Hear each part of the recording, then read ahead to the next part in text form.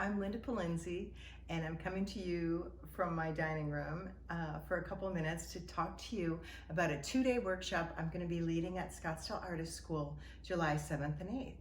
It's called Release Your Inner Artist, and that's exactly what we'll be doing.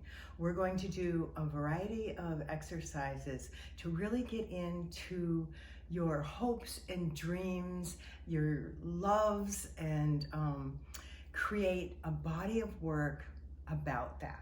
Now, this is perfect for beginners. All you have to bring is a sketchbook and your favorite mark making tools, because I'm going to be bringing a lot of different media for you to play with.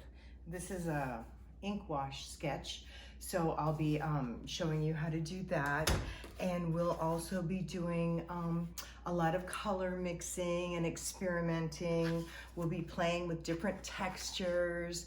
We'll be working in watercolor, acrylics, even alcohol inks. We'll be creating your own personal mandala, which is a sacred symbol, circular in design, and yours will all be about all the things that you love. And then we'll also be, I'll be showing you how to take some of your favorite things that you love and combine them in abstract art as well.